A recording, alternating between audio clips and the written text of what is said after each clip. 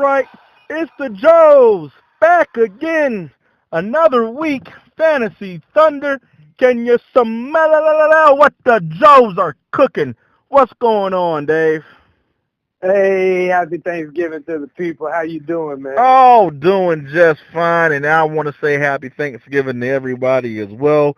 We're one day away from Turkey Day, man. Are you excited? I can't look. I'm ready to get football starts at 11:30 in the Football. morning. I get a little 30 minutes, you know what I'm Yeah. saying, before the 12. Get a little early, sit down, get some breakfast, and then get ready for that turkey and all that goodness. Oh, I man. can't wait. I can't wait as well, man. It's one of my favorite days of the year, hands down. Family, football, the three F's in food. And if you, I'm not sure, maybe I add an additional F. Food and a fool, because you start drinking alcohol, you're going to start acting a fool. So you got family, football, and acting a fool on Thanksgiving. But, yeah, definitely want to thank God for everything he gives us, and thankful for family and the people around us, and the opportunity that we're Absolutely. afforded here in this country to even celebrate such a holiday. On these days, you think about those people in other countries who wish they could have a plate full of food, and you just pray for those people in their situations. But certainly. Yeah, we got a big show tonight, man. Gosh, it's gonna take a while, because we got to go over. If you guys are keeping up with us on a weekly basis. We weren't here on Monday like we usually are because we knew we would not be able to do the show on Thursday night. So we wanted to combine two shows into one, and Monday just did not afford us the time. So we do apologize about missing our date. We're going to do a big show here today, and then we'll be back on our regular schedule next week, starting on Monday. There will not be a Thursday show. We do want to thank all of the listeners out there for coming back. Once again, you guys mean the world to us. Take 2 seconds, as usual, hit that like button, subscribe, and comment, be interactive with us. Definitely want to thank those who are behind the scenes doing work, developing our website, doing some other things. As a matter of fact, I got some big news, Dave, man.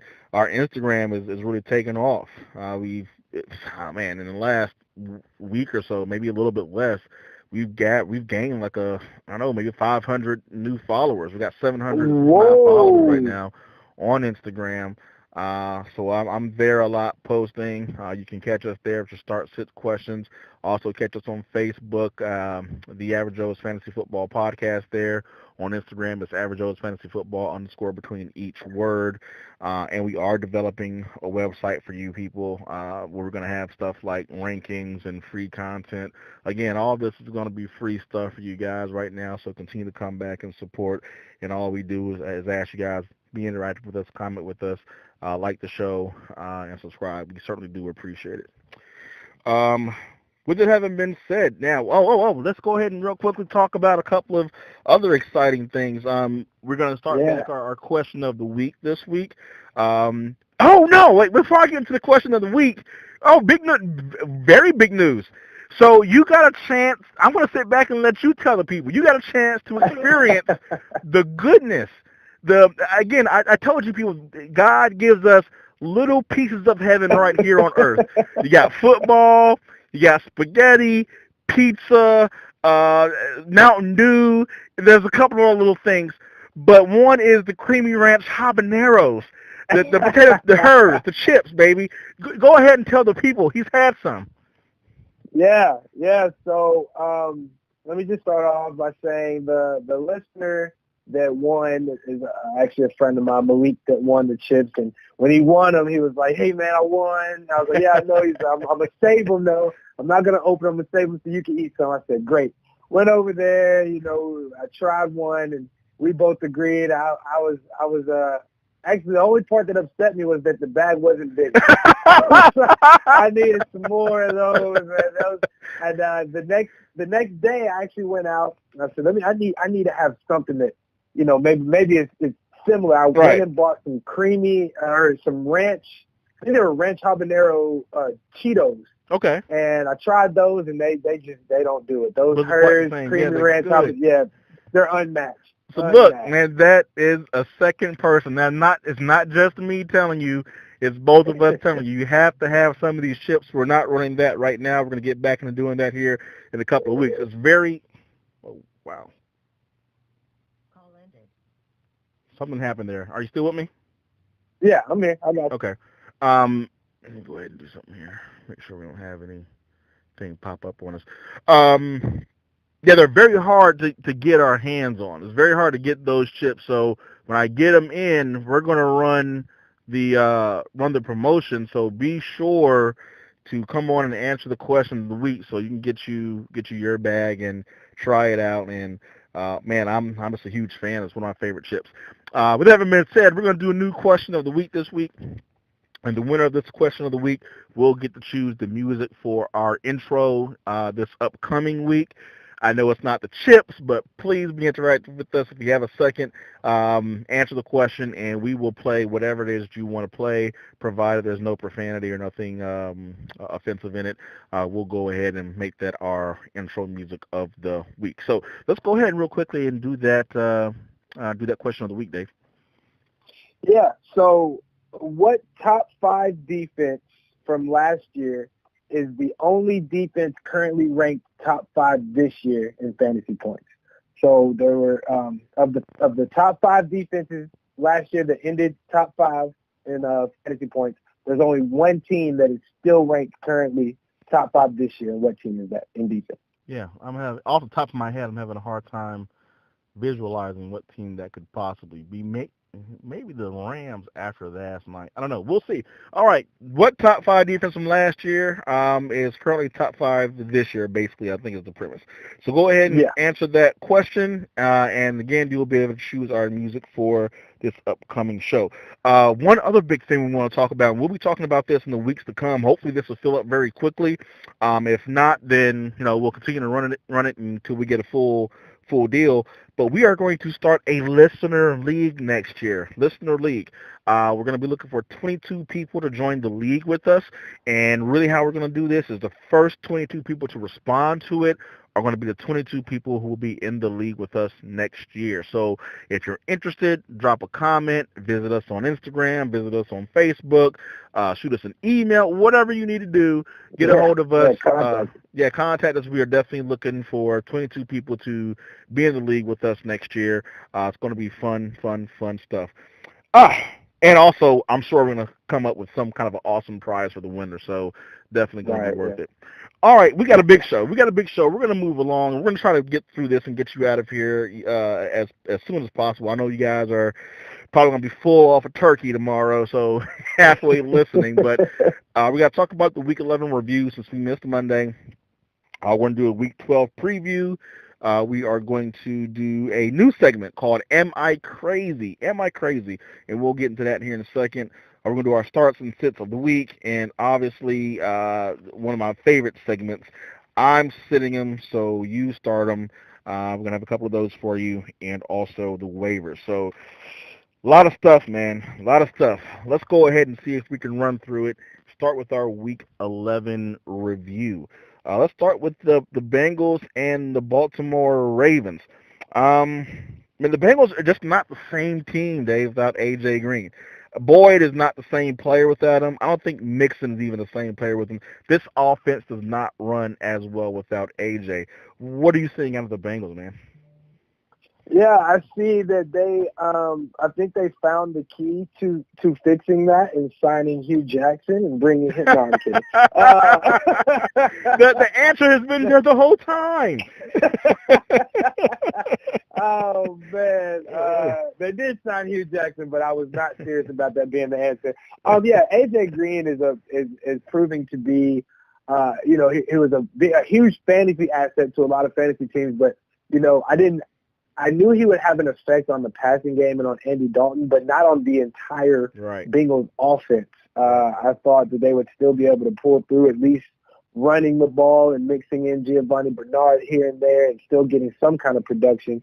But, A.J. Green is definitely hurting them. I think they're hoping for him to play this week. I think he's trending in the right direction, which upgrades everybody on that team, especially if he's even close to 100%. But speaking into Boyd, digging deeper into his last game, he had 11 targets, which is, that's exciting to see if you're still holding on to him. Yeah. He wasn't able to make do what he usually right. does, right?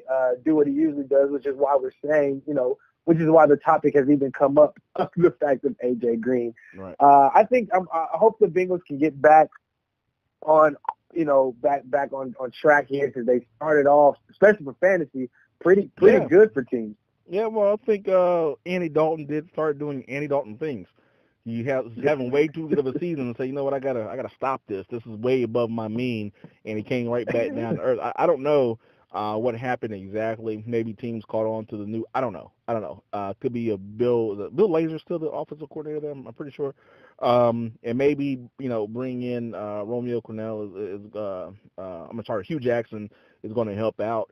We'll see. I don't know, but I think they miss AJ sorely there. Probably were overperforming just a little bit at the beginning of the season, but hopefully he can come back and help out. I'm sure everybody will be very happy about that. Real quick, let's talk about Baltimore, because we got to move quick tonight. The biggest thing out of Baltimore is Samuel L. Jackson has made an appearance. He's in the building. Now, he took some time off of the movies and is going to play a little football with us here. And what do you think about his first start?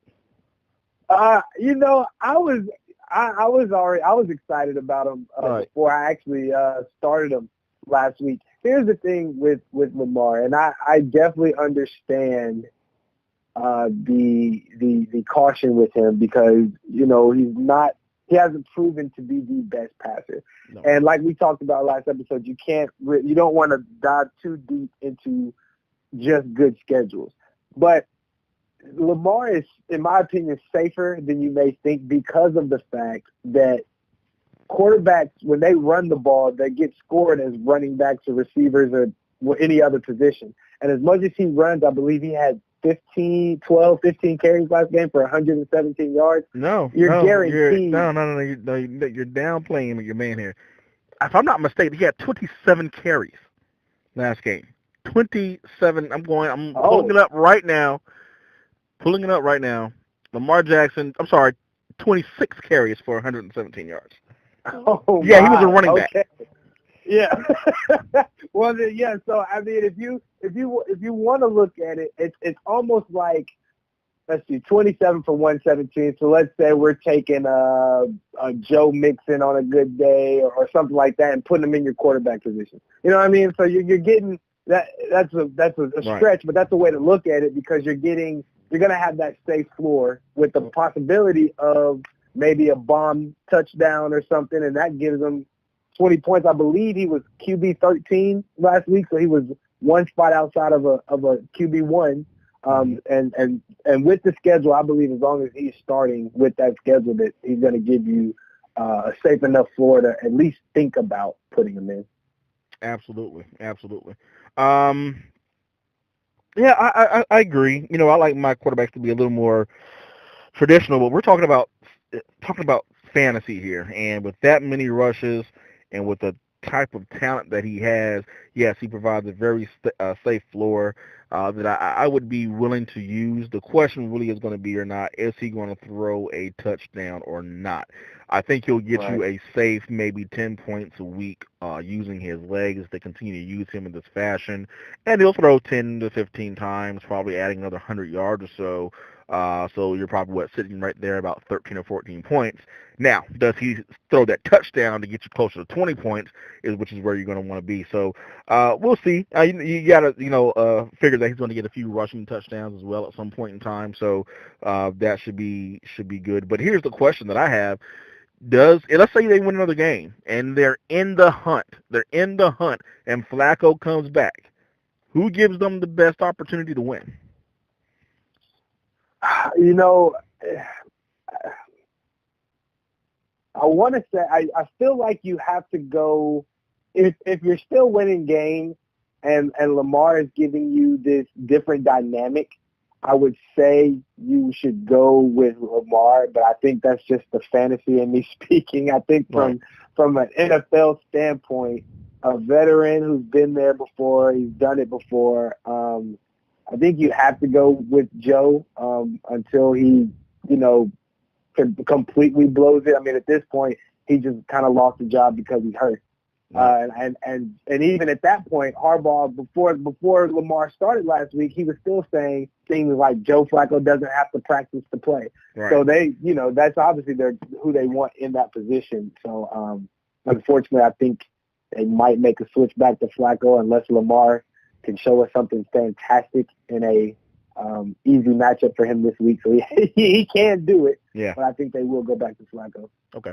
And let's real quickly talk about the thing that broke my heart. Just broke it to the million little pieces. I was a big Collins guy. We've been talking about this all year long. Finally seemed like the road was clear for him to make his mark. If he was going to have a statement game, he was my running back of the week last week. This was going to be it. Well, our running back had a great game.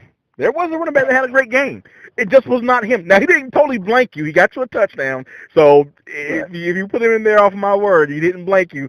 But Gus Edwards, man, what happens from here? Where are we from here? I wish, the thing, this has already happened this year. We had a game where Gus Edwards came in. This was the first time he came in, and nobody even knew this guy was on the roster. And he came in and had a great game, and then he was ghosted. Like you didn't hear anything else, and then now he's doing it again. And I don't know if he fits better with Lamar, if that's just what they want to do. It's really confusing because you brought in Ty Montgomery to play Gus Edwards. Like I don't why did we go get Ty? And so I think moving forward though, I do think we see more usage out of Gus Edwards. I don't think not this soon at least. I don't think they completely phase Collins out. You might see a split, but for Alex Collins owners, this is not something you were expecting to see a committee at all. No. This is supposed to be his game here. All right, we got to move along. I could sit here and cry about this for another 2 or 3 minutes, but we got to move. Let's talk about Dallas and Atlanta. And please tell me that I was in some kind of a coma or some kind of a daze or tripping off of something. Maybe someone slipped something into my drink somewhere. Tell me Atlanta did not lose to Dallas this past weekend. Tell me that didn't happen. I know. I can't. It's awful. It's terrible. I cannot stand that. I mean, what happened? Atlanta started off, you were thinking this team has an opportunity. If Matt Ryan plays up to his potential, they have a shot at the Super Bowl. Now, don't get me wrong, they had a lot of defensive injuries, and that is certainly, very likely, maybe 60% of what's happening here with them this year. But you would think the offense would propel them in some of these games, and they're not getting it done. They're not looking horrible, but they're not looking good enough to get it done, man. I don't know what to say about Atlanta here. The only thing I can say at this point in time is I think that Tevin Coleman's stock has dropped. I've said that numerous times throughout the year. He didn't look horrible in this game. He had a decent yard per carry this last game, but still not game changer or anything. And I think Julio, it's safe to say, my man here has found the coordinates. He's cracked the Da Vinci Code here, and he knows where the end zone is. Does he seem a little territorial to you? Oh, now it's just him. It's just me. It's just Like y'all were cool to have it, but I like it in here, right. And I'm not too sure how I feel about you sharing it. Yeah, but I mean, after they've kept you out for so long, now you want to feel yourself just a little bit. You know what I mean? Absolutely. After they hid the coordinates for so long, like now it's me and only me for a few weeks. But I like his chances. We'll talk about that here in a minute. But yeah, I think he's doing very well. Coming on, love that for Julio. He's one of my guys. Man, Zeke caught 7 passes this game. 7 passes. Yeah. Trying to pull his best, CMC impression here. So we know Zeke's the man. We're not going to sit here and spend a whole lot of time on that. Is Dak droppable? Should he be on your waiver wire? I don't think he is droppable. Quick answer. I think he's still a streamable quarterback. I think he's got a couple of good matchups still coming for him, and I think that he's going to be safe enough for you. Okay. He's not going to give you any of these great big games, but I think he is a safe enough quarterback to think about when you're picking quarterbacks. Okay. All right. Cooper didn't have that big of a game. He's been okay the first couple of weeks. Ba, ba, ba, ba. Cooper or Reynolds?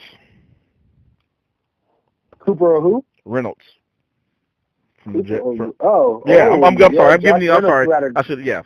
Either or here, real quickly. Would you have Coop? Would you rather start Cooper or would you rather start Reynolds? And keep in mind, Cooper is supposedly the number one quarterback for Dallas. Reynolds is likely the third or fourth option right. for the Rams. Yeah, I might be in the minority here. I go with Reynolds just because I want any piece of that offense that I can get. Yeah. And Cooper has continued to fool people over and over and over again. So and Cowboys are run first offense, and it seems like they remembered that Zeke is a freak, and they got back Right. to him this game. I did want to say something real quick. I didn't know if you were about to move on, so I wanted to make sure I said this. I'm sure he's not listening, but in case he listens, I wanted to say I'm sorry, definitely very sorry for Michael Gallup's loss. Oh yeah. If you guys haven't heard that he found out his brother took his own life, and that's awful, especially around this time right before the holidays. So just wanted to say that. Absolutely, yeah. Our hearts go out to his family. Certainly understand some of his pain there, and prayer they are in our prayers certainly. Um, I actually did also have a couple of other either ors for you. Right now, Yeah. let's say this upcoming game, Cooper or Tyler Boyd.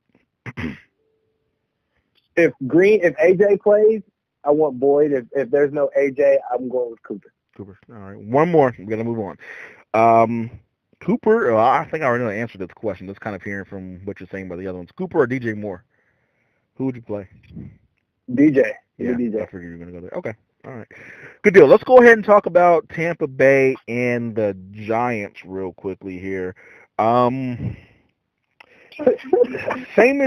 Seamus is back in control, back under the helm. I don't know. Do you think Fitzpatrick and Jameis flip a coin before each game, and whoever you're starting, I'm starting, correctly, you're starting. yeah. You know, hey, you picked heads, so you gotta go out there and play back so I can play. Right. I don't know what's happening here. I think Jameis will actually hold on to it for the rest of the season. At this point in time, I don't think they have any reason to put Fitz magic back out there. Apparently the magic is gone, and even if it's still there, he's not the future of the franchise. The future of the franchise is certainly going to rest on Jameis Winston's shoulders. They're probably going to have to give him this year, and they're probably going to have to give him next year to find out whether they need to draft a quarterback in 2020. That will be my thought, anyhow. I think overall it's a good thing. I think Jameis, to an extent, moves the offense in a much more efficient fashion. No, maybe not efficient. Efficient probably is the bad word because one pass, touchdown, all of a sudden is a great efficiency from Fitz. But I think it's more sustainable, if that makes sense. Because he's willing to take that other knee stuff. He's willing to pass it to, Adam Humphries is a really solid play under Jameis. He spreads the ball around, whoever's open, and whoever's not open sometimes. Guys throwing the ball to other teams, which has always been his problem. He likes to throw the interceptions. If he's cutting down on those, he'll be an awesome fantasy quarterback. But let's get around this analysis. This is taking too long. Here's my question to you, though. What are we going to do with Peyton Barber? Because every time I put him on my bench, he goes off. Like, oh my God, I'm tired of dealing with him. He had a good game, like 104 yards and a touchdown. Is he an every week start? Are you taking the good with the bad? What are you thinking about him? That's a super difficult decision. He's actually in the same boat with me as Adam Humphries. You're going to get solid games, but do you ever feel confident playing them or putting them in your starting lineup? With Peyton, it's just going to be. I'm more confident with Peyton than Adam, and for Peyton with me, it's just going to be a game. It's actually the opposite for me. I'm more confident in Humphries than I am with Peyton because Peyton has had some really, really bad games. I mean, he's had some big time stinkers here, and then every now and again, once every fourth or fifth game, he'll come out with a decent stat line. But Humphries has been surprisingly solid. I mean, let me go ahead and give you the stat line here for the last few games. All right, so against New York, 15 PPR points. Now, again, this is one of the leagues that I'm in, and that's a full point PPR. Washington, 7.3. Carolina, 28.9. Okay, that was an outlier. Cincinnati, 14.6. Cleveland, 7.7. Atlanta, 11 points. Chicago, 9 points. So, I mean, don't get me wrong, it's not the greatest season ever, but you can probably say, hey, he's going to give me 11, 12 points a week. Right. Yeah. No, definitely. Yeah, I agree with that. I agree with that, and I'm curious to see, and we're gonna move on, but I'm curious to see with Kent with OJ Howard going to the injury reserve. You know that time, song baby. will always be friends forever. So Jameis gets his buddy back. Right. We're gonna see. Oh man, yeah, that's going to be. I think they're going to hook back up again, man. I don't know, it's almost like a teenage girls TV show. They're going to get back together. Yes, they are. They're going to hook back up, man, and get some touchdowns. I like Brait going forward. There's some great Brait questions out there right now, like Brait or Evan Ingram, or Brait or Ebron, or Brait or who. What's the guy in Chicago? I'm sorry, I forgot his name. Trey Burton. Trey Burton going for, like, yeah. Where is he on the hierarchy at this point in time? Is he top 10? Absolutely. He definitely thinks he's top 12, so you can put that Right, to bed. yeah. But is he top 5 now? Where is he going to go? So it's going to be interesting to see. Evans had a game. He threw egg on my face. I had him as a sit of the week last week, and he said, you know what? I'm going to show that Oliver guy what can happen against the Giants. And that's what I get for putting faith in the Giants. I'll never again. Never again. Anyway, do you have anything else on that one, man? Or we're going to move on? Yeah, we can move on. All right, let's go ahead and talk about the game of the century almost. Yes. The Big Kahuna did not disappoint. Kansas City and the Rams, total of, I think, 105 points scored. I think it was the second highest scoring Monday night game in history. And man, look, we could sit here and dissect this game all day long, but it's been dissected up and down for the last few days, so we're not going to do that. All I can say is I wish I had a couple of shares of Patrick Mahomes. If I could build a time machine, and it worked obviously, and go back in time, would I get the winning lottery numbers? Would I come up with the greatest rap song of all time? No. I would draft Patrick Mahomes in my draft in the 10th round. That would be the one use, the one wish. I want Patrick Mahomes. The dude is crazy, man. He had, what was it, 5 touchdowns, 6 touchdowns in the game? 6. Oh my gosh. And over 400 yards. Yeah, he was absolutely. And the craziest thing is he is. I mean, he's gonna do it. Like, the Rams defense is not. I mean, they're not amazing, but they're not a slouch. They're not the Chiefs defense. And he's still. I mean, even with unfortunately he had 5 turnovers, and a couple of them you necessarily don't blame on him, but I would say about 3 of them were his fault. And 6 touchdowns over 400 yards is nothing to be upset about ever. Like, that's crazy. Yeah, that's amazing. I want to say, thank you to NFL and to those 2 teams for doing that. Also, if you for some reason were stuck babysitting, whatever you were doing, and couldn't catch the game, go back I feel and catch sorry. it. No, but catch it. NFL Network will definitely have it playback soon. So check that out. That was a great game. Tyreek Hill had over 200 yards receiving, just absolutely destroyed me in one of my leagues. Kelsey had a good game. Hunt had a pretty decent game. See, the one disappointing portion of this entire game, I'd probably say, would be Todd Gurley. Surprisingly, you see 54 points put up by the Rams, and thinking, oh, Todd Gurley has 3 touchdowns. No touchdowns in this game. Barely 100 yards from scrimmage, if he had that at all. He was used mainly as a play-action pass decoy.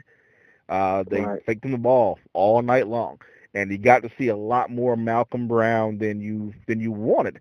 So here's a question that I have, because I think a lot of people in fantasy would have liked to actually have seen, especially if you're a Todd Gurley owner, like to have seen the Rams lose this game. Because if they go into Week 17 on cruise control, you're likely not going to get much of Gurley. So if you're a Gurley owner at this point in time, do you move heaven and earth? And I do mean heaven and earth. Are you dropping startable assets to pick up Malcolm Brown? No, not a startable asset. That's championship week. Without absolutely. Okay. I do think you and I did want to bring this up because I talked about it on Facebook and then you commented. I was like, whoa, I don't know if he's understanding me. So yeah, if you have Gurley, I think he's definitely somebody you have to pick up, and I kind of feel the same way with Kareem Hunt and getting Spencer Ware. Yeah. But in this with this, I don't know if you drop a start, someone that you will feel confident starting. If you have a guy on your bench where you're like, okay, he might have a good game here or eventually, then that guy can be cut. That's one of the guys that you cut and get Malcolm and handcuff Gurley, especially if your opponent's smart, before they go get him and kind of keep you from having him. Let me give you a guy, for instance. Let's say you have a Jarvis Landry in your flex or Golden Tate. Now, I'm giving you a couple of examples of mine I think off the top of my head here. Right. Traquan Smith, something like that. Would you drop those guys to pick up? Because, again, if they don't lose another game, which is very possible with the rest of their schedule, because this was the game. This was the slate of games between the Saints, the Seattle Seahawks, and the Rams where you thought, okay, they could take a couple of losses here. They really didn't. They went 2-1. So they can run the table here. They will likely rest Gurley in that last game. And that's your championship week. So you're likely playing a very strong team. How important is it? Are you dropping those kinds of guys for him? Yes. I'm thinking about Landry, and I'm surprised to be saying this, but I am. I'm thinking about Landry, especially if he's not my definite one or two receiver. If he's on my three borderline, yes. Golden Tate, yes, I'm dropping. Traquan Smith is another guy that is a possible drop just because the Saints could very well be in that same role as far as being good to go when the playoffs get here. So yeah, those guys I would think about dropping and getting out. And I think I'm in total agreement there with you. It would be very hard to let go of those guys because they are definitely startable assets. And you think, okay, I want to make a championship run, but I think you just have to have Malcolm Brown on your team if you're a Gurley owner. Definitely. Like you said, also maybe with Hunt and then whoever, Ingram and Kamara. I think you still get some of those guys in the last game. But yeah, okay, let's go ahead and move on. Now we're totally. I'm just letting you know, letting all the people know, we're skipping the New Orleans Philly game just for you. I didn't bring that up just so we don't have to hear you cry on the podcast. I think we'll lose listeners if you start boo-hooing. We're not going to talk about that game. Let's go ahead and move on. If that would have popped up, I'm going to tell you this now. If you would have had the nerve to send that game over on my phone to let me know that we were even going to mention that game, I would have said, you do the first part of the show. I'll take care of that. Call me afterwards, and then we can go from there. Oh, go ahead and talk about them first. I don't want to be a part of it. Oh, man. That game. All right, man, let's move on. Let's talk about the week 12 preview here. And we're going to go ahead and chit-chat just a little bit here about New Orleans and Atlanta. Now, in your mind, you think this should be a big game, but it's not. It feels like Lamb's being led to the slaughter here. Do you think Atlanta can give him a shot? Do you think he can give him a game? Yeah, I'm actually right there with you. I actually wrote down, I feel like I should never use the term high scoring again after the Chiefs-Rams game. I don't think you can say that. But you would imagine that this would be one of those games, especially when the year started. These are two high-powered offenses going against each other, against decimated defenses.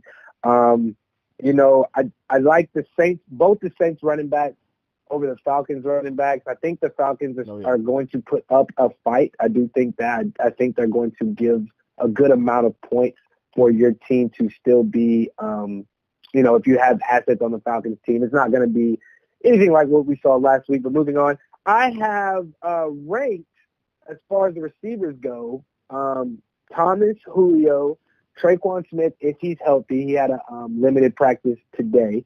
Calvin Ridley, and then Mohamed Sanu. Those are my rankings for this game as far as receivers go. But I like assets on both sides. I'll probably flip Sanu and Calvin Ridley. If there's someone I want on my team, it's definitely Calvin Ridley. He has that boom potential, as we've seen a number of times, but he's in my flex. And typically, and this is probably maybe a fault of mine, in my flex, I want something very solid. I want something that I know I'm going to get my 9 or 10 points. I want to win it. Don't get me wrong, but I can't take 4. And he gives you normally either or, a couple touchdowns or you're hurt. So I mean, it depends on how you like to construct your roster. I'm just a little more conservative on that end, but yeah, that sounds about right. I do think Julio Jones gets into the end zone again. They're going to need him to try to keep up in this game. And again, Matt Ryan is having a decent season, not a bad season at all. At one point in time, he was in that conversation for maybe one of the top 5 MVP slots. I don't think so anymore, but certainly I think they do enough to make themselves fantasy viable. I think they're going to beat by 2 or 3 touchdowns, but we'll see. Drew Brees, man, having one of the what is he, 40? How old is he? Like, he's old, and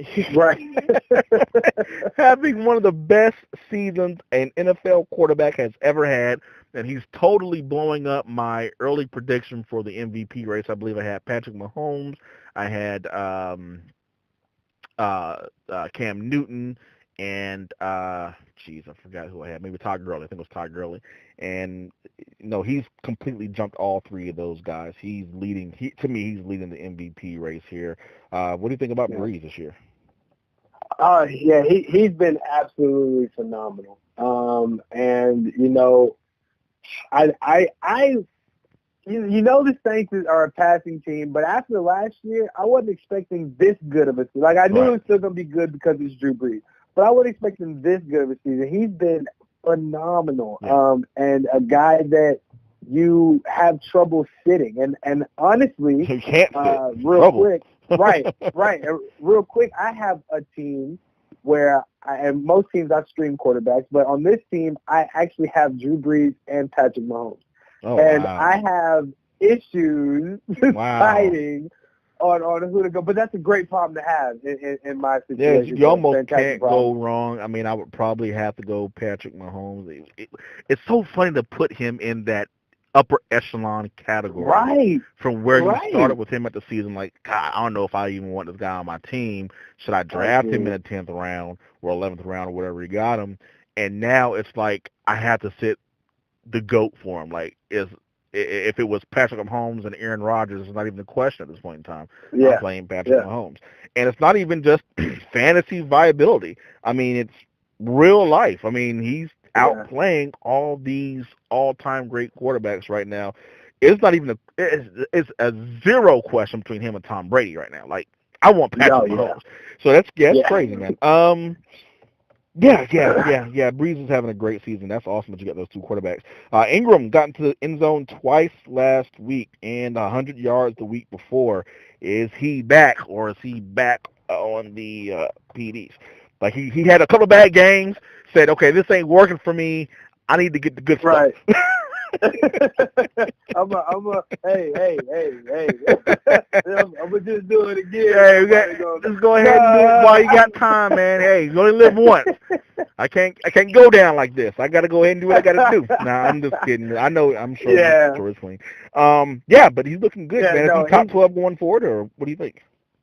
I think he can be. I think this Saints offense is just gonna keep rolling. I think it hangs on Drew Brees' success. I think he's going to continue to be successful. There's no stopping that. And I think there's just too much kind of, arguably when you go against the Chiefs and the Rams, you've got a bunch of different things to worry about. And the difference that separates the Saints is you have 2 running backs to worry about. Yeah. And I know that this kind of sounds like a broken record because we were speaking about this earlier and it wasn't coming to fruition, but now it is. Tre'Quan Smith, he had this one game. It might be his breakout game and continue on. If he can continue on, Michael Thomas is continuing to prove me wrong every week because he's just continuing to do his thing. Yeah, I felt really good about trading him when I did, because off of your word, I trust what you say, and it just didn't stop panning out for me, man. I'm just kidding.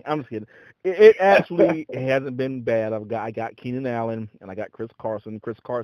What made it tough is that Chris Carson went down for a couple of weeks, and Right. like Michael Thomas has been going off. But Keenan Allen has been doing well enough where I'm not kicking myself in the rear. But yeah, he's having a great season. I think he has a 90% catch rate. I don't know My God. what the numbers are in history, but that Yeah. has to be one of the best ever. 90, like it's like 50, 40. No, it was like 82 catches off 91 pass attempts, something like that towards him. It's ridiculous. It's crazy. Yeah, it's unbelievable. You Unbelievable. you mentioned Traquan Smith, and let's talk about him real quickly. Had a Yeah. breakout game, but let's not forget the week before, kind of like a Calvin Ridley, he blanked you. Are you comfortable with him? You know, I personally am. I spent I had $28 of fab left and spent 22 to get Traquan this week. And mainly a lot of it was, first of all, they're going against the Falcons, and I believe they're at home. Yeah, they're at home against the Falcons, and I think he's going to have another great game. And I'm actually pretty high on him rest of the season as long as he's healthy. I think one thing that actually made me really excited, I heard through, I don't know what I was reading, I can't remember, but Drew Brees pulled Traquan aside during the game, and told him, "I trust you." Right. And that's if Drew trusts you, then I trust you because I trust Drew. So yeah, I like Traquan. Absolutely. All right, let's go ahead and talk about the next game here real quickly. We'll run through these. Seattle and Carolina. Feels like two really solid teams, but they seem to both play up or down to their competition. Carolina feels like they should have had a real hold on this season, but seem to lose a game or two that you think, wow, how they lose this game? I believe they lost to Detroit, if I'm not mistaken. And you're like, man, they should have crushed Detroit. Detroit is not good this year. But hey, in that same game, you got DJ Moore just completely went off. I think he and Traquan had very similar numbers. How do you feel about him? Is he an every week start for you as well? So the thing about DJ Moore, I like him, I do, but that offense it's not as high powered as I would like for me to trust a DJ Moore type receiver, because I never know if Cam's going to rush 10 times or if McCaffrey's going to go off, and they haven't proven to be one of those offenses where everybody can eat. Well, let me ask the question this way. Because you talk about Traquan Smith, and it sounds like you're very, very high on him. But on any given week, he's probably at best the number 3 receiver. You have Alvin Kamara, you have Michael Thomas, and then you have Traquan Smith. Now, on the Panthers, DJ Moore can literally be the man, be the one. Right. He kind of go back and forth a little bit with CMC, Christian McCaffrey, but he could be the number 1 receiver there. So you're more comfortable with Traquan Smith being possibly the number 3 than the number 1 on Carolina? Yes, and the reason for that being is really because of what you just said. He has all the opportunity to be the number 1 receiver there, while Traquan is the number 3, and we're getting similar numbers. And so that's why I'm leaning towards Traquan and the higher offense. I think, and I don't see it as far as skill. I think if DJ and Traquan were switched, DJ would be able to do the same exact thing. Okay. It's more of just the offense that's there, which is making it, making me go to Traquan, and Devin Funless being there. And, thank you for bringing him up. taking targets for no reason, doing nothing, is ruining that. No, man. Well, when the season started, Devin Funchess actually had a couple of usable games, but you see what DJ Moore can do, and you look at Devin Funchess, you say, you can never do that. It's not that you're not talented in your own way, but you do not have the potential for whatever, the 157 yards, whatever it is. That is not your game. And the game that he is probably best suited for, which is, hey, I'm going to toss it up in the end zone, you go up there and get it, they don't play that game much. Right. That's not what Carolina does. So, yeah, I see DJ Moore as, if not this game, within the next few games, going to be the number 1 receiver for Carolina. Yeah. And now they're a little schizophrenic, so we'll see how it works out. But he should be. They should say, listen, from now on, we're getting you the ball. We see what you can do. Devin Funchess can't do it. He can't do no, it. definitely. I was going through the past 3 games. They're already phasing them out. Devin Funless. The past 3 games has had 4, 3, 2, while DJ Moore has went from 1 to 4 to 7 as far as receptions go. Absolutely. So they understand. Yeah, and on Seattle, we can fly through that real quickly. Chris Carson seems to be the guy to own there. Whether they mix in some Mike Davis or Rashad Penny or not, he looks like he's going to be the safe guy to play from week to week. Russell Wilson is okay. Not exactly doing what he was drafted to do, but that probably has a lot more to do with the way they decided to run the offense than him. What was up with him last game?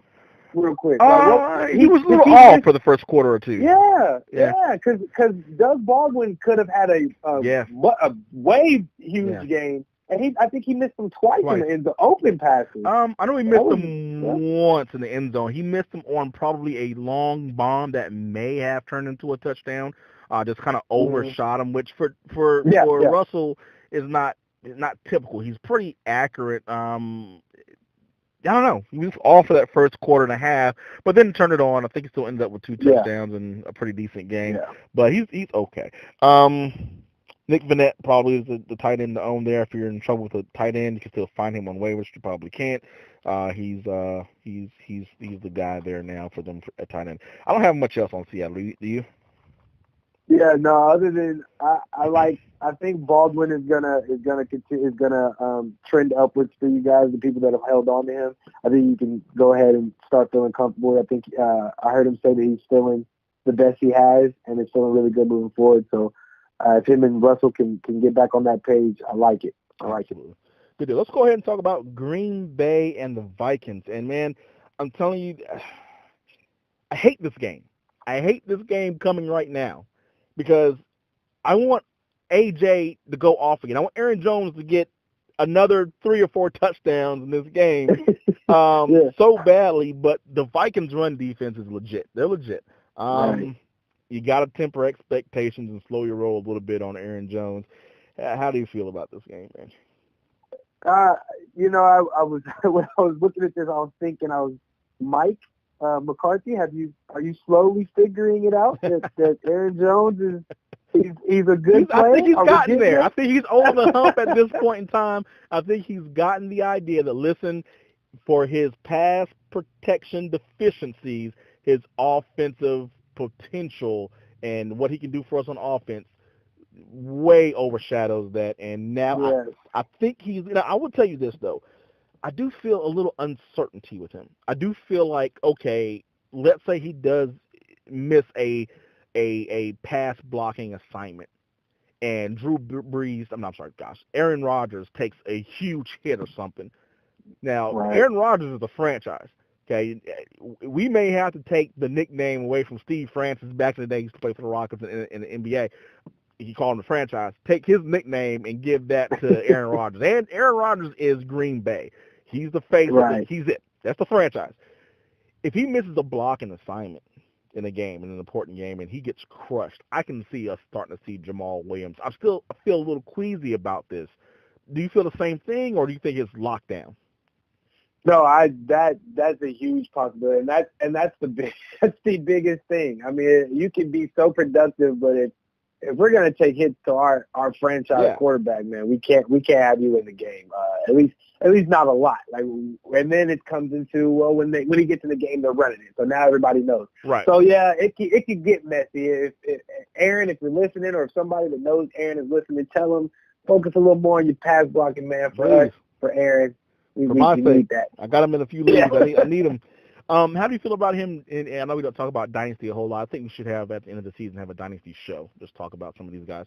But how do you feel about him in Dynasty? Still uncertain about him next year because they got possibly a new coach coming in. What do you think? I think I like Aaron. I still like Aaron. I think talent's gonna win out now if they start thinking about picking up or spending a first round pick or something like that on a running back. Then there's concern. But as of right now, looking forward, I think Aaron Jones' talent is definitely going to win out, and then he'll have the off season to work on this pass blocking, to work on these different things. So, yeah, I think Aaron Jones in Dynasty is a great pick. Yeah, MVS disappointed me. He's one of the reasons I lost last week. He may as well blank me with 1.8 points, but I'm absolutely. Yeah. Until what, the last drive he had two or three stars. No, one catch. Well, yeah, one catch. Okay. I was saying, I think because the whole game I watched where he lined up, and it was as if Aaron Rodgers didn't even look his direction at all. And I was going to ask you, with this game against the Vikings, Devontae Adams is going to see Xavier Rhodes. Okay. Do you trust, after what MVS did to you last week, even though he's had good games before, are you confident enough to maybe give MVS another go? It depends on my options, but I will be, for full transparency, MVS is on my bench for Sanu this week. Okay, yeah. And I agree with that. So I'm not playing this game against the Vikings right now. And they just took that loss last week. I think they're going to be revved up to come out here and play a good game. Look, I think MVS is going to be fine. I think he was just locked into Devontae Adams last game. Perhaps it's just a matchup thing, and hey, he's open. He couldn't argue with it. He was open. He caught the ball over and over and over again. It's just, I don't know. So we'll see how it goes. But I think MVS is the number 2 there right now. So I'm not upset with it, and I'm not worried about it. I just think he may have one of those situations where, every other game he's okay. I don't know. But someone who we really have to be worried about, what is your alarm level from 1 to 10 on Dalvin Cook? Oh, gosh. I'm concerned. I'm 6 or 7. Just okay. because that's not bad at all, actually. Yeah, it's not as terrible. Yeah, right. Yeah, consider. It's not as terrible as one would think. I know, and it might be because I was able to trade him and get him off of all my teams. So I think maybe if I was still playing him, it would be higher.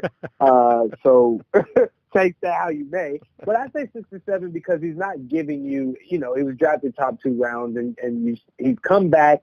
He said he was healthy. The team said he was healthy, and he's not really giving you the games that you are wanting. Now, whether that's him, whether that's the offense, just being turning into this passing thing, I don't know. But yeah, he's concerned. He's definitely concerned, but he's one of those guys that you have on your team and you got to start. Yeah, well, yeah.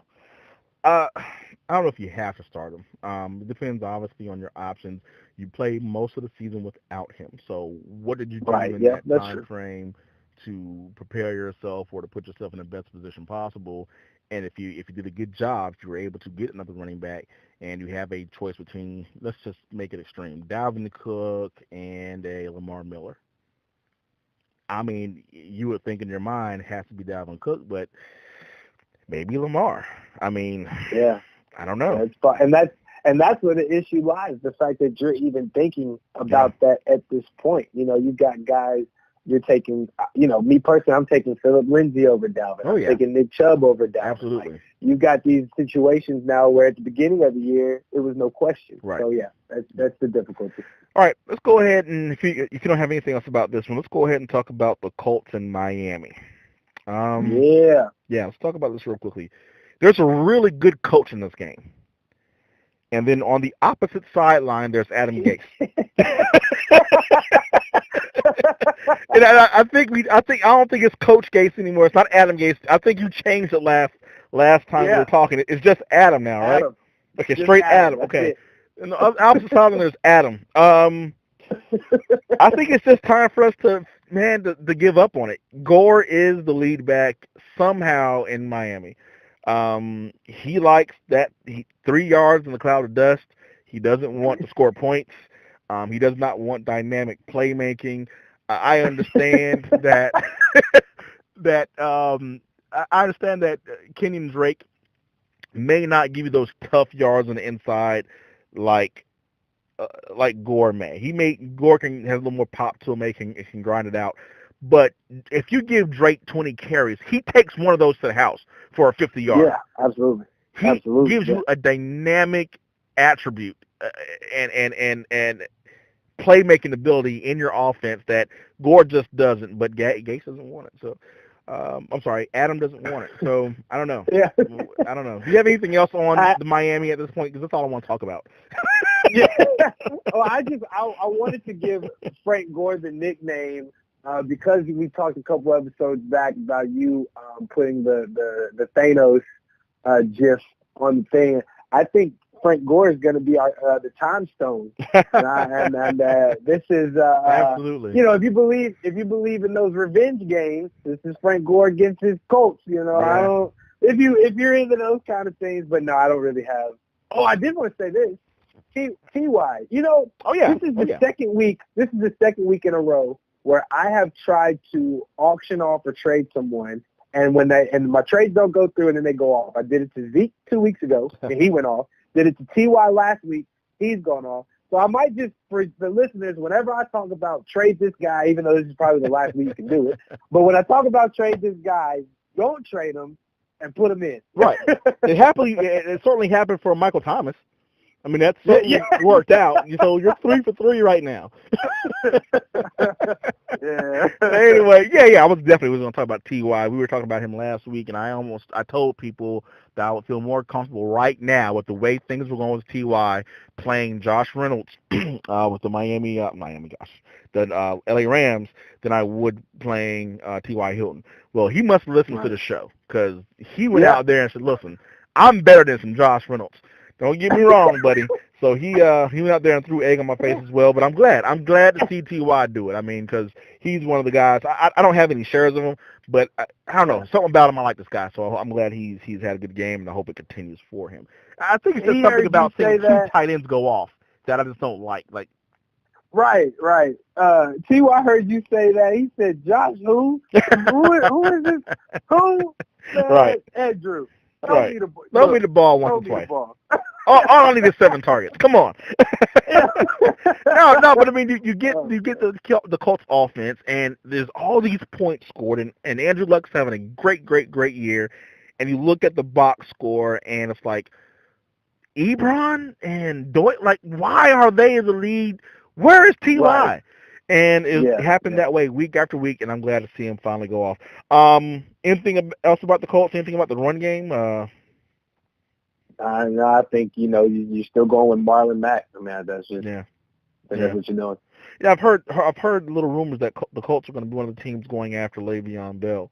Now you don't pass up on Le'Veon if you can afford to bring him in. My question though is Marlon Mack not doing enough? I mean, Le'Veon's better, but he's better than 90% of the running backs out there. Doesn't mean a team is going to go after him.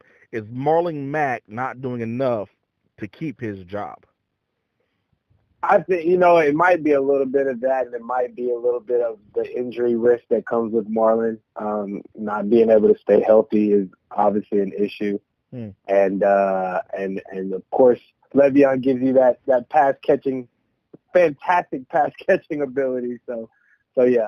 I mean, it could be a numerous thing. Let's talk about it real fast. Let's take 30 seconds. Do you think next year Le'Veon Bell gets the money he's asking for? Quickly, I hope he does. Realistically, I don't think so. I think he'll end up having to settle.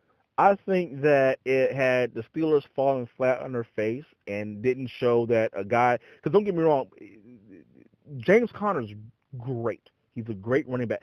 But he doesn't have the ability – let me say this the right way.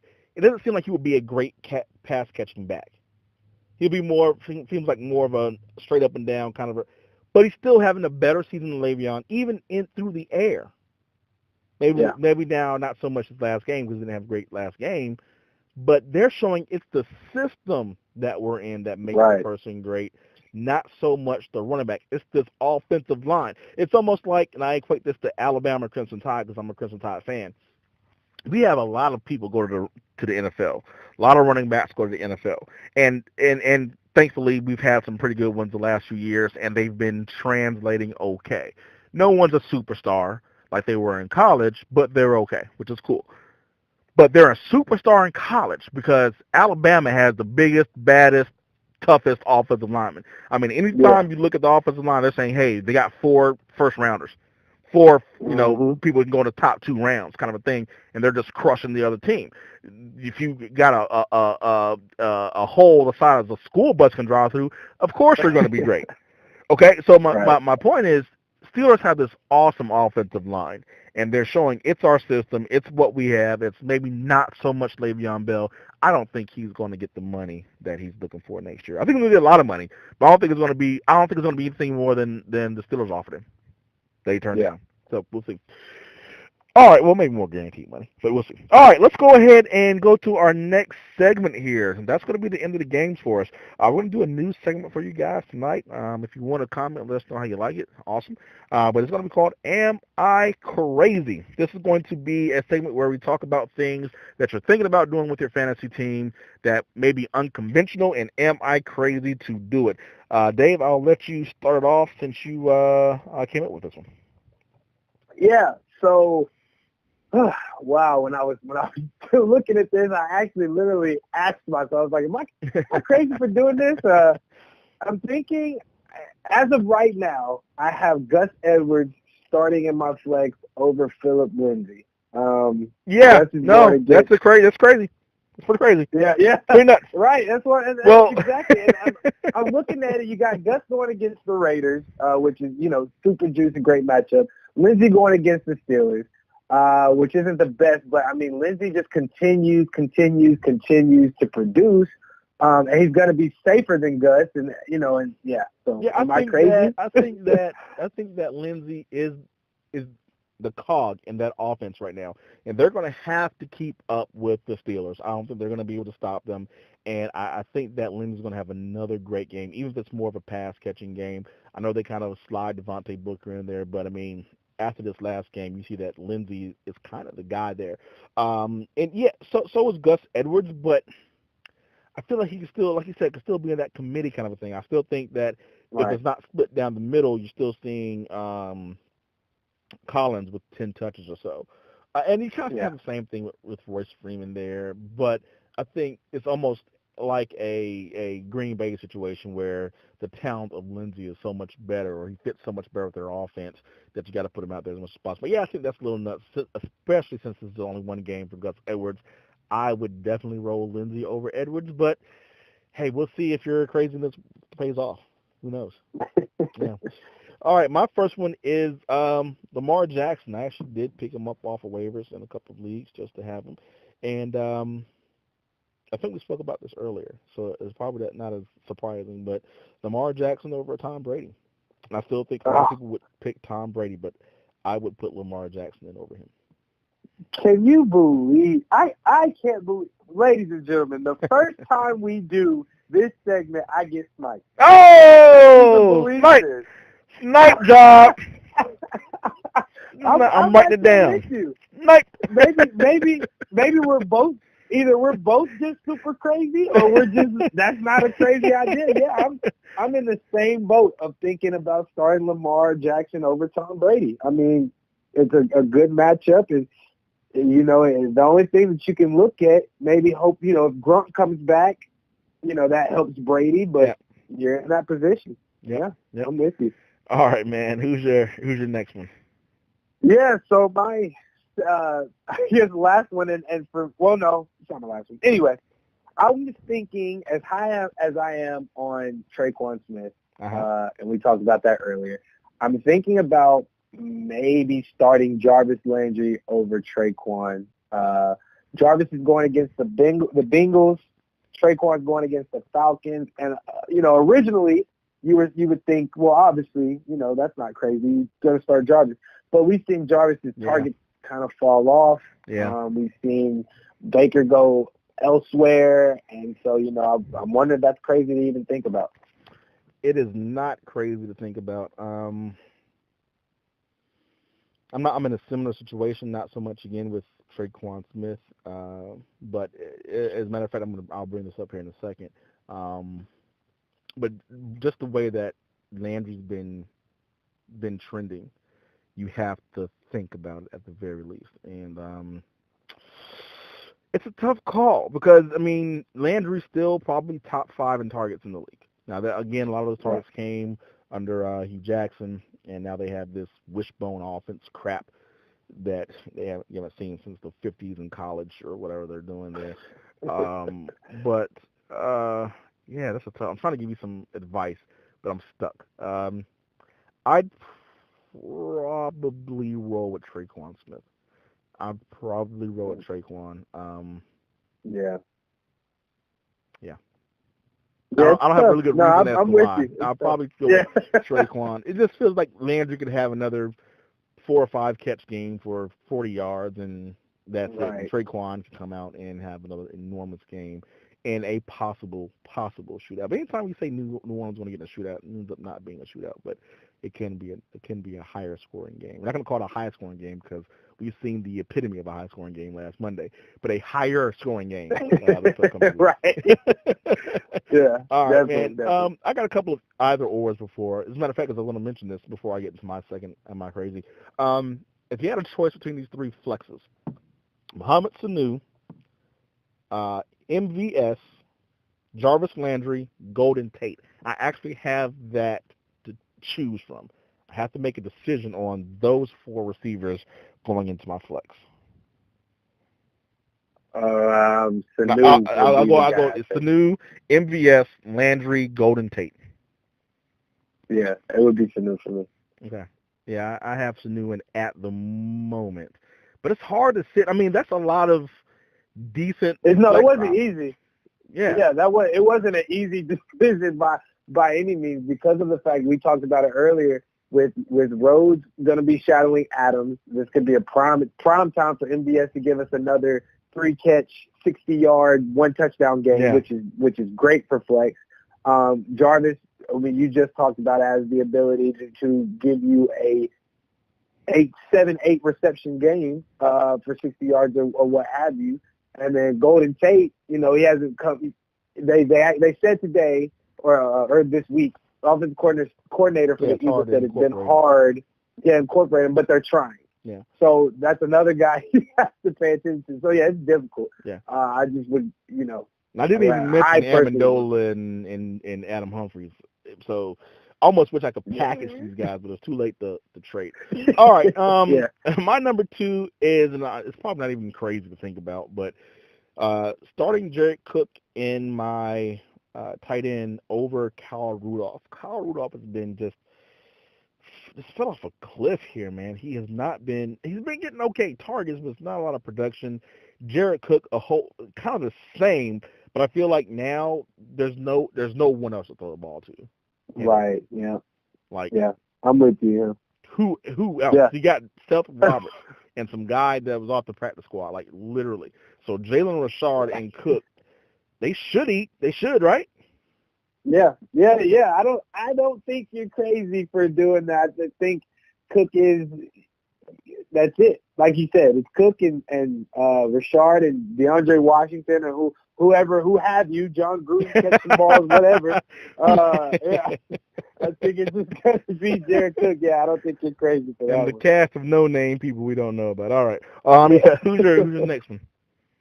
Yeah, my last one is going to be Jordan Howard over Josh Adams. Josh Adams going up against the Giants, who's, they lost Damon Harris in a trade, so Damon Harrison lost him, so their run defense hasn't been the best.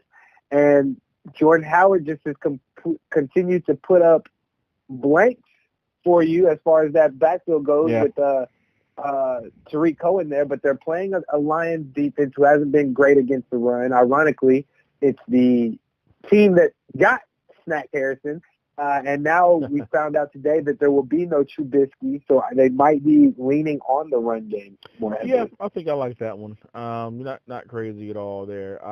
Even in not a great game last week, but Jordan Howard did get the ball 18 times. Now again, he ran up against that very, very legit Vikings defense, but yeah, I think that's okay. I think that's okay. All right, my last one here is Jameis Winston over Carson Wentz. This is Ooh. nothing but recency bias. That's it.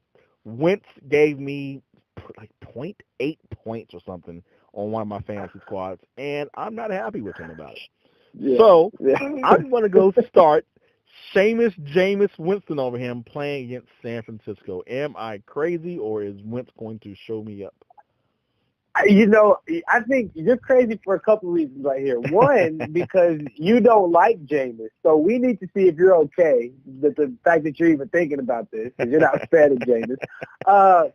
But no, two, that offense with the Buccaneers, they're gonna get, they're gonna, like you said earlier, he might give you a couple turnovers, but he's gonna give you a fantasy day. Like, you're gonna get a good fantasy day out of Jameis. This is a division game for the Eagles. It's a home game. And it's tough to see a guy go out that you expect to do great and do so very bad. And then to trust him the next week when your other quarterback has a good matchup. But I think he might be a tag. A little bit crazy. I might go with Carson. Tag Cookie, I'll take just it. A tag. Okay. Yeah, just a tag. All right. Well, let's go ahead and move on to our starts and sits of the week, and then we'll have a start them. I'm sitting them, so you start them and whatnot. Then we'll go into waivers and get out of here. So we're running at about an hour and 13 minutes. I think we can finish up these last couple segments in 15 minutes. That'll work. Yeah. So I'll start it off. For the quarterback, you know what? I'm not going to snipe you. I'll let you start it off. Go ahead. I have a feeling that we're going to say the same person. Go ahead. Okay. My quarterback, my start of the week is Baker Mayfield. Okay. I like him. All right. Yeah, I like him going against this terrible, awful, dreadful Bengals defense that is just ranking low in every category. Unless they brought Hugh Jackson in for the just to figure out some inside scoop. I don't think so, though. But yeah, I like Baker against that defense. Yeah. Baker's trending upwards. I like him as well. My quarterback start of the week is Lamar Jackson. Actually, yeah, I just knew you were gonna pick him because you've been such a big fan of his coming out and being excited about what he can do here, and so am I. I want to see what happens. Again, I'm not a big fan of what he can do with his arm, but that safe floor that we've been talking about this entire time, yeah, and against the Raiders no less. This is a training game. He's going against the beast squad here. He's going against the practice squad, and if you're going to have a game, you play against the Raiders, who can't get it together here, and I think he's going to have a game. All right. My running back of the week is Philip Lindsay. Once again, I think we spoke about it earlier. I just think that they're going to have to keep up with the Steelers. I think he is the cog that makes the wheel turn there for the Broncos. He runs, he catches, great asset for him, and they're going to have to use him mightily to keep up with the Steelers. So I like him. Yes, I like Philip a lot. Despite my am I crazy earlier, I still like Philip. Love Philip. He's done great for me this year. My start of the week, and usually I feel like the start of the week is very obvious, but you run into recency bias. Mm-hmm. James White going against the Jets. Okay. He didn't have the best game against the Titans. Well, nobody on the Patriots really did. And I think going against the Jets, I know it's a division game, but I think James White returns back to what he's been doing and then a top PPR running back. Yeah. I have a little reservation with him. Sony is going to has already come back, and he's going to be back 100% at this point in time. You would assume, right? Yeah, I think that we got those great games out of James White because he was basically the only option. When you're rolling Cordell Patterson out there as your running back, who's probably never played running back as far as I can tell in the NFL, he's really the only option. So I think he's going to take a little bit of a back seat here, just a little bit, and come a little bit close to where he's usually at. But we'll see. Absolutely, I like it. All right, who's your wide receiver? Oh yes, my receiver. What this one was? I was trying not to go obvious, so it made it kind of tough for me. Right. But as for me, I'm going with Traquan Smith. Oh. Honestly, going up against these Falcons, the Saints are on a roll. If Traquan is healthy, which even though he had a limited practice today, he said he feels good enough to play. He says he feels good. I like him at home against this very capable Falcons defense that's decimated. So yeah, I like Traquan. Yeah. I think he'll have a fine game.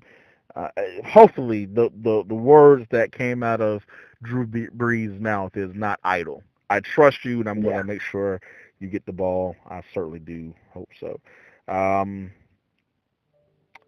My wide receiver is Julian Edelman, keeping up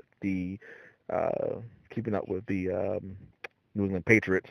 I just think he's the man there. Don't get me wrong. I think that Gordon is great. I think he adds a dimension to the offense that they didn't have before. But still, it's about the underneath passes for Tom Brady. It always has been. He's always liked those quick, small receivers that he knows what he wants to do. And Edelman, I can see getting another 8 or 9 receptions this game. So I like him this game. My tight end. Now this is not par for the course for us. Jordan Reed. I don't think we've talked about him besides in native light the entire year. But we know the talent that he's had for years past. It's always been about him keeping healthy. He's kept healthy this year and has been a huge disappointment. However, I think he is going to benefit from the quarterback change. I don't think Colt McCoy is a horrible quarterback. I think he's an okay quarterback. I'm not going to take it to the Super Bowl, but I think he's an okay quarterback. I think Jordan Reed will have another solid game back-to-back. Yeah, well, I like it. I really do, yeah, especially with this new quarterback coming in. I think that he's going to be a focal point. A tight end is a quarterback's best friend. So, yeah. I love that. My tight end is going to be David Njoku. Oh. I think can have. Yeah, wait a minute. There's too many Browns happening here. You can't have it. You all can't go on. Darius Landry, you got Njoku. So they're about to have a big game. Whoa, wait. I didn't have Jarvis wasn't my start of the week. No, it was Baker. Oh, okay. Gotcha. I got you. All right. Yeah. Y'all see that? He tried to get yeah, I like David Njoku for the same reasons I like Baker. Okay. And this is kind of the reason why I'm having the disregards for Jarvis. So they're all kind of tying into each other. But, yeah, I think Baker and Njoku hook up quite a bit this game against that Bengals defense. Yeah, absolutely. And who's your defense? Yeah, my defense of the week. Let's see. Yeah, I don't want it to be super, I'm going to change mine. So I'm going to let you go first. I'm going to change. Mine's really obvious, so I'm going to change it. Okay. Yeah, you're not going to, obviously the Jags is going to be who you want to play, or Baltimore, but I'm going with the Colts versus the Dolphins. And this is nothing else, once again, than to thumb my nose at Adam, whose last name should not be mentioned on the show anymore, because he does not know how to run offense. So I'm going to go with the Colts taking advantage of it, because what's going to happen is the Colts are going to score, and the Dolphins will not know how to score. They know how to get 3 yards, though. They're really good at that. Yeah. Look, I know we're down, but you got to give it to Frank. We got to keep drawing it out, guys. Only 40 points. 3 yards at a time, baby. Yeah. My defense is going to be the Houston Texans, and this is mainly, all because of the fact that Mariota should be sitting. Yep. I believe the backup, if I'm not mistaken, it's not Chase Edmonds. No, it's jeez. Blaine Gabbert. Blaine Gabbert. That's what it is. Yeah. Gabbert. So, all full steam ahead on the Texans as a stream if you need one. I think that would be a good one. You would have sniped me. That was actually my first choice, but then I decided I had to make fun of Adam again and I went with the Colts. You always, whenever you're deciding between one thing or making fun of Adam, always Adam takes precedence. Absolutely. Absolutely. All right, man. So those are the starts of the sits of the week. Let's go ahead and do my favorite segment. I'm sitting him, so you start him. I'll let you start this one off, man. Yes, so my sit, so you start first. Duke Johnson for the Browns. I'm sorry. Yes. Okay, it's Duke Johnson. We missed. Okay, we'll circle back around. We did not do our sit of the week. Did you have one? I didn't. Well, okay. I mean, Matthew Stafford. Boom. Quick. Matthew. All right, go ahead. So Duke Johnson is you're sitting, so we start. Go ahead. Sorry. Yeah. So as Ollie precluded to earlier, I'm picking all these Browns to start. This is one that I'm not starting. I think that the Browns will have a good game against Cincinnati, but I'm afraid that we're going to see a lot of Chubb, a lot of Joku, like I said, and the possibility of Jarvis coming back into fruition and all of that. And I just don't know if we're going to get the pass catching from Duke that we want, as much of it that we want. Yeah, he's been up and down. I mean, he's actually, I think in the last game or two, caught a touchdown. He had a pretty good game, but I mean, it is a little, you have to feel shaky with him being in your lineup at this point in time until we really find out how this new offense is going to work. Yeah, definitely I'll be sitting him. So as per usual, if we sit him, he's going to go off. So definitely get him in your lineup. With that having been said, I have a couple of these I want to go over. The first one I want to go over is Alex Collins. I'm sitting him this week because I have no clue what's happening, and just by the fantasy gods laughing at me, he's going to get 20 carries, 100 yards, couple touchdowns. He's going off, guaranteed. Everybody that spent all their fab on Gus Edwards going to feel terrible. That's what's going to happen. I'm sitting him, so you put him in, feel confident. He's going off. Oh, man. All right, yeah, man. I want to try to go trade for him right now since you're sitting. Man, go trade. Go get you some Alex Collins. Get you some shares. I have another one if you don't have one. No, go ahead. I can wait. Go ahead. Okay. My second I'm sitting him, so you start him, is Jarvis Landry. Talking about all these Browns.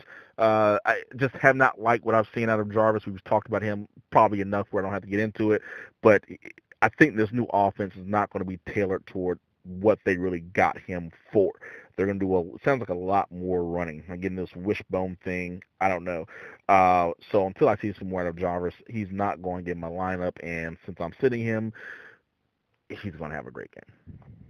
Absolutely. I'm on the same, bro. I'm sitting him too. So you guys, as you've seen, as we talked throughout the show, and we talked very negatively about Jarvis this episode, so he might go. Yeah, he's really going. Hey, you see what happened with T.Y. Hilton?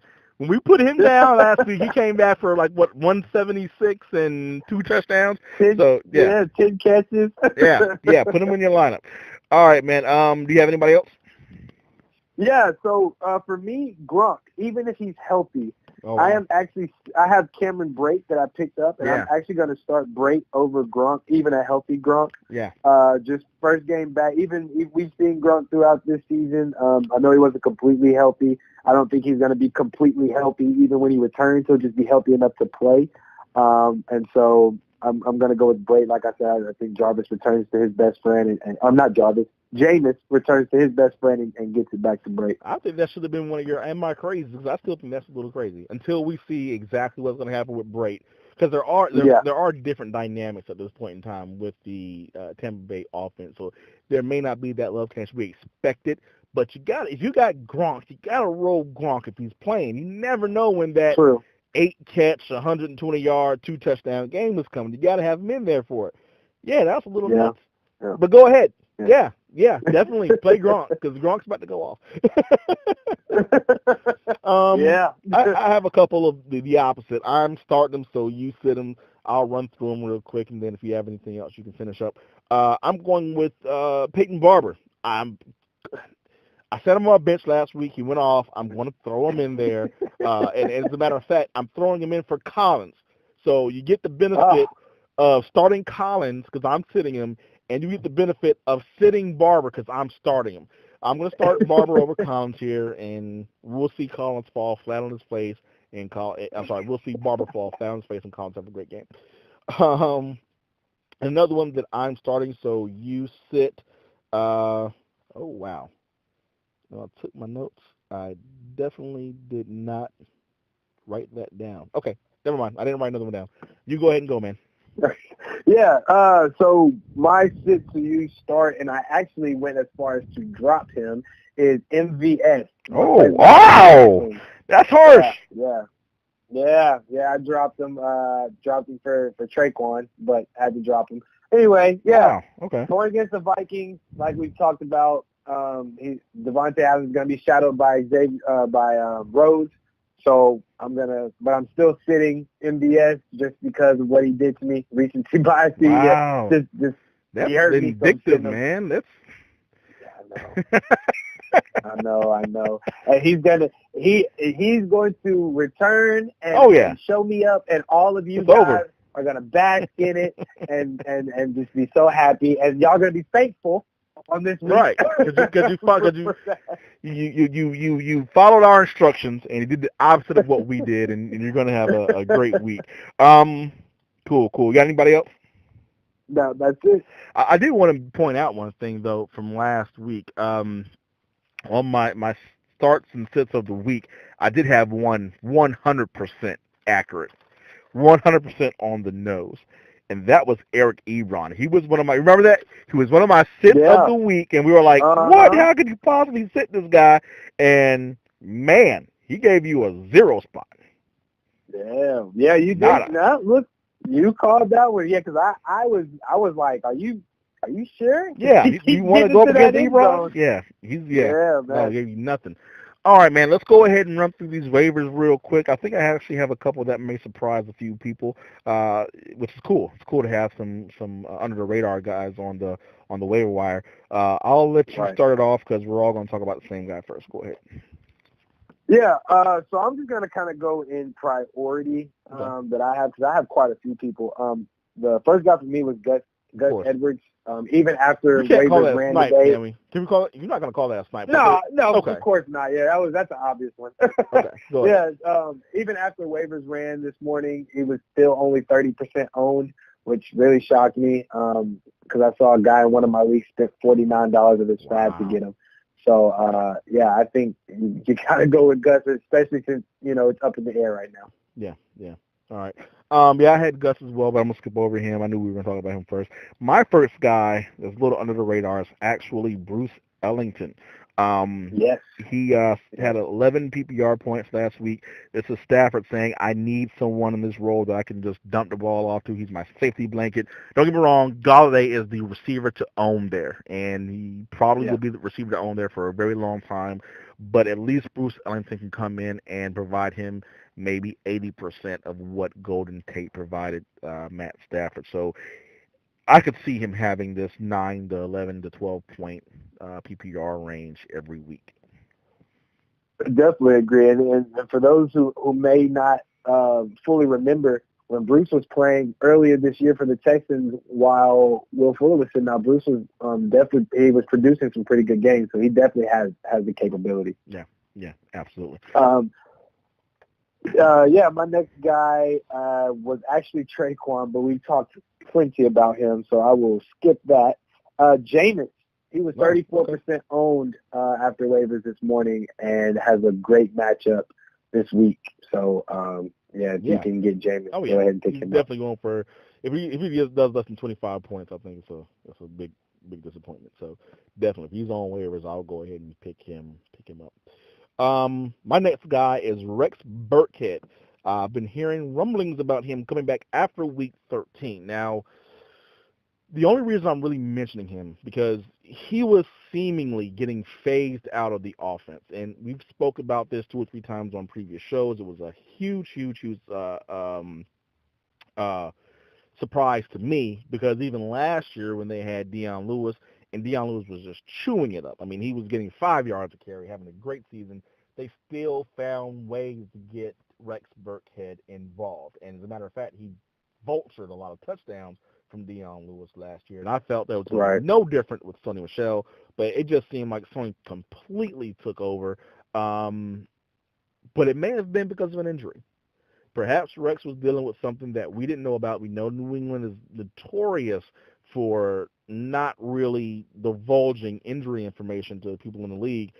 He may have been dealing with something where he's not getting on the field like he typically would. So he's likely on waivers. When he went down, they put him on IR. I'm sure people dropped him all over the place. I think I got a Yahoo alert where like 34,000 teams dropped him or something like that. So he's likely out there, and if you're hurting at running back for these championship weeks and you need to take a swing, you need a home run, you need a, jackpot, he's likely going to give you nothing, but maybe if you need something, take a shot.